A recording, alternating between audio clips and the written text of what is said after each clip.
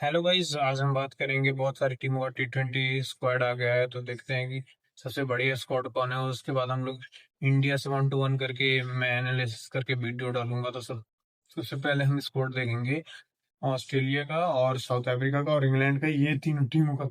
क्योंकि भाई देखो, ग्रुप स्टेज में तो हम लोगों का मतलब आसान, मतलब जो ग्रुप मैचेस हैं वो बहुत आसान आसान रखे हैं। कि वो भी एक पाकिस्तान से, वो भी कोलंबो में है, तो पाकिस्तान से उतना थ्रेट नहीं है। लेकिन ये जो मेन मेन टीम है सुपर एट में, जिससे मतलब मैच हो सकता है, वो उस पे मैं थ्रेट बता रहा हूँ कि कौन कौन हो सकता है। तो सबसे पहला ऑस्ट्रेलिया में बात करेंगे। तो ऑस्ट्रेलिया की स्क्वाड की बात करें तो Travis Head, Matthew Short, Tim David, ये बैट्समैन की कैटेगरी में रजिस्टर है। विकेट कीपर में जॉस इंग्लिश है और सुबह मिचेल मार्श ऑलराउंडर है। Cooper Connolly all rounder, Cameron Green all rounder, Glenn Maxwell all rounder, Marcus Stoinis allrounder.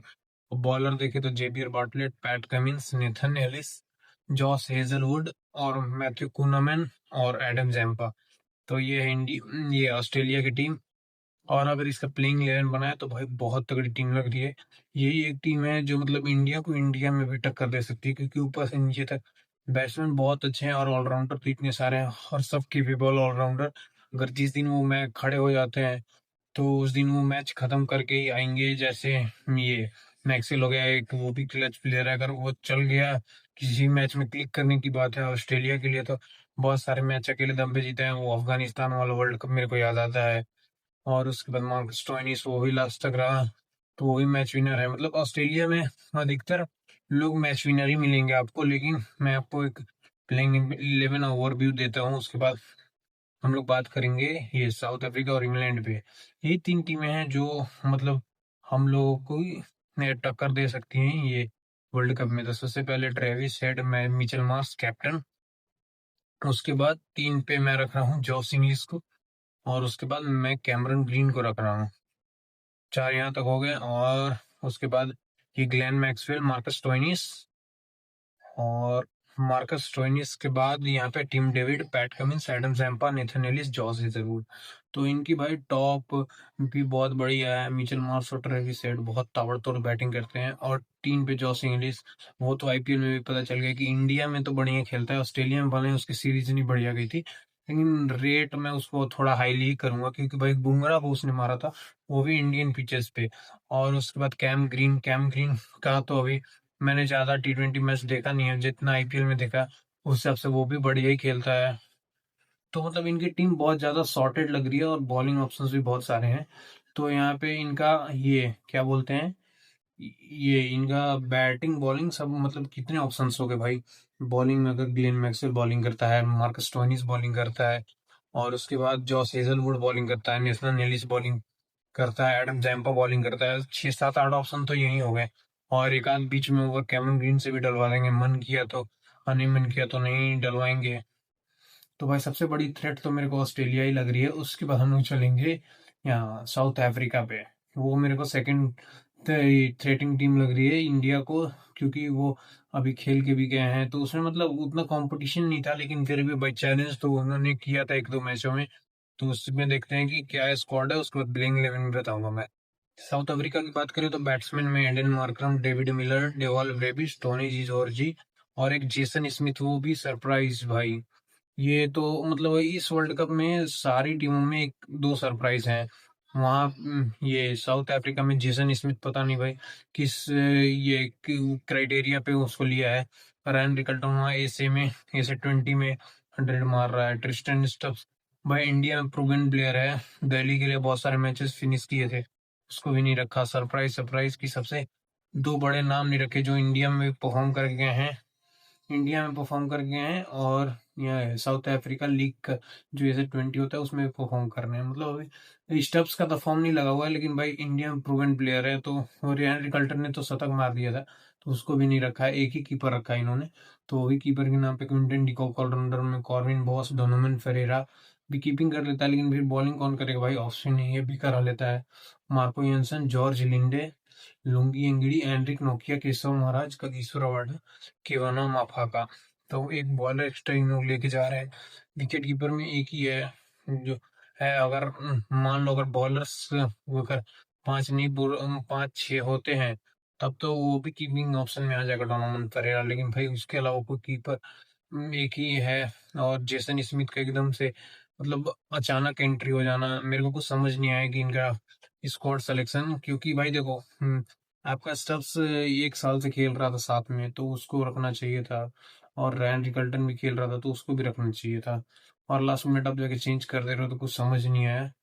तो मेरे हिसाब से ये क्या बोलते हैं, इनका playing 11 Aiden Markram, Quinton de Kock और उसके बाद टोनी जिजोर्जी। क्योंकि भाई ऑप्शन ही नहीं है, जेसन स्मिथ खिलाओगे तो वो भी खिला लो, टोनी जिजोर्जी और जेसन स्मिथ यहाँ पे थोड़ा सा कमजोर हो जाता है 3 नंबर पे।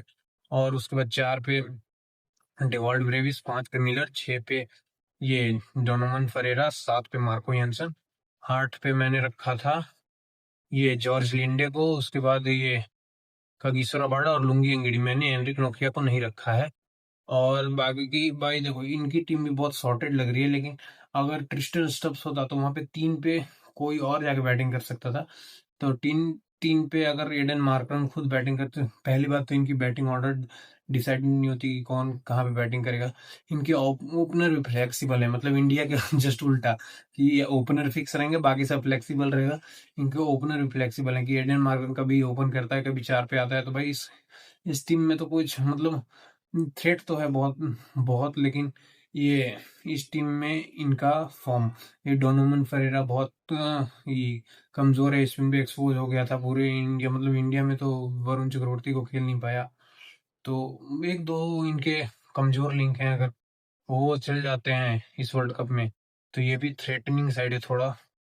और उसके बाद हम लोग चलते हैं इंग्लैंड पे। तो इंग्लैंड की स्क्वाड देखें तो उस पे भी सरप्राइज है भाई, कि वहां पे वो क्या बोलते हैं, लियम लिविंगस्टन नहीं है। और फिर उसके बाद कौन एक और था, याद नहीं आ रहा है। एक मेन मतलब सबसे मेन था कि ये लियम लिविंगस्टन नहीं है। और उसके बाद मैं आपको टीम पढ़ के बताता हूँ, तो आप बताइए कि कौन नहीं है कैप्टन जो पहले से खेलता हुआ आ रहा है। तो चलिए शुरू करते हैं। हम बैट्समैन की बात करें इंग्लैंड की टीम में, तो Harry Brook, Ben Duckett, wicket keeper में Tom Banton, Jos Buttler, Phil Salt. तो फिल सॉल्ट यहाँ पे कीपिंग करते हुए नजर आएंगे। और ऑलराउंडर में रियान अहमद को भी ऑलराउंडर में रजिस्टर किया है। पता नहीं रियान अहमद जो लेग स्पिन करता था, टेस्ट मैच खेलने आया था इंडिया। और Jacob Bethell left arm spinner. और सैम करन, उसको तो सब कोई जानता ही है, left arm spinner, left arm seamer, sorry spinner बोल रहा हूँ। और लियम डॉसन, ये भी स्पिनर और बैट्समैन ऑलराउंडर है। Will Jacks off spinner all rounder. और Jamie Overton fast bowling all rounder. और बॉलर में देखे तो Jofra Archer, Adil Rashid, Josh Tongue, Luke Wood. तो ये सारी टीमें हैं ये इंग्लैंड की। अगर इंग्लैंड की बात करें तो भाई मेरे लिए सबसे बड़ा सरप्राइज था कि यहाँ पे लियम लिविंगस्टन नहीं है। तो इनके जब प्लेइंग 11 पे बात करें तो फिल सॉल्ट, जॉस बटलर। मैंने और जॉस बटलर को जान के ऊपर में रखा है कि सबसे बेस्ट वहीं पे आता है, और सबसे ज्यादा रन उन्होंने वहीं पे मारे हैं। तो मेरे को लगता है कि उनको ओपन करना चाहिए फिल सॉल्ट के साथ। और 3 पे जिसको रखना है जी, ये बेन डकेट या फिर कोई विल जैक्स जो भी हो। और ये हैरी ब्रूक, ये 4 पे कैप्टन। और 5 पे जेकब बेथल, 6 पे सैम करन, हाँ, और 7 पे लियम डॉसन और जेमी ओबर्टन। और उसके बाद जोफ्रा आर्चर, ल्यूक वुड और आदिल रशीद। तो मेरे को यही लग रहा था कि ये टीम होगी ये इंग्लैंड की। और किसी किसी ने विल जैक्स को 5-6 पे रखा है। भाई मेरे हिसाब से उतना नीचे वो कोई काम करके नहीं देगा, कोई काम का नहीं है वो। मुंबई में मैंने देख लिया है, कोई कुछ कर मतलब बॉलिंग वो दे देगा, लेकिन बैटिंग से वो कुछ नहीं कंट्रीब्यूट कर पाएगा। इसलिए मैंने विल जैक्स को रखा ही नहीं है। अगर रखना है तो वेन डकेट को हटा के वहाँ 3 नंबर पे विल जैक्स खिला सकते हो, अगर आपको बॉलिंग ऑप्शन ही बढ़ाना है तो। और मेरे को लगता है कि ये ल्यूक वुड एक लेफ्ट आर्म में वेराइटी आ जाएगी बॉलिंग में, इसलिए मैंने ल्यूक वुड को रखा है। मेरा ये पॉइंट ऑफ व्यू है। और लियोन डॉसन स्पिनर है एक, और एक आदिल रशीद स्पिनर, 2 स्पिनर हो गए। और जेकब बेथल भी स्पिन बॉलिंग, मतलब वो तो पार्ट टाइमर हो गया ना, उसको तो बहुत मार पड़ेगी। लेकिन ये जो मेन मेन बॉलर हैं, इसके हिसाब से वेराइटी के हिसाब से मैंने ल्यूक वुड को रखा है। आदिल रशीद स्पिनर, ये स्पिनर हो गया लेग स्पिनर। जोफ्रा आर्चर ये हो गया इस ये फास्ट बॉलर। और Liam Dawson left arm spin करता है साहब, जहां तक मेरे को मेरी मेमोरी सही बता रही है, राइट बता रही है, जहां तक मेरे को याद आ रहा है। तो भाई यही थी टीम। और सबसे बड़ी थ्रेट मेरे को इस सब टीमों में देख के सबसे ज्यादा थ्रेट मेरे को ऑस्ट्रेलिया से लग रहा है। और उसके बाद ये क्या बोलते हैं, साउथ अफ्रीका से।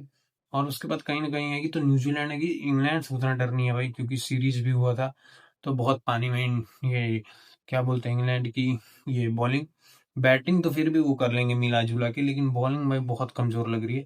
सबसे ज़्यादा टक्कर मेरे को लग रहा है कि इंडिया, ऑस्ट्रेलिया फिर से, ये अहमदाबाद है, फाइनल लोडिंग है और उस दिन जिसका दिन हुआ वो जीतेगा। होपफुली हम लोग ही का दिन हो और हम लोग फिर से कप उठाएँ। तो भाई अगली वीडियो में हम लोग बात करेंगे ये हर एक स्क्वाड के साथ, ये 1 टू 1 करके कि किसकी टीम आगे है, मतलब इंडिया की और सारे टीमों की स्क्वाड से, मतलब जो इंडिया से जिसका जिसका मैच होने वाला है उस हिसाब से। चलिए थैंक यू, अभी के लिए इतना ही। थैंक यू सो मच, जय हिंद।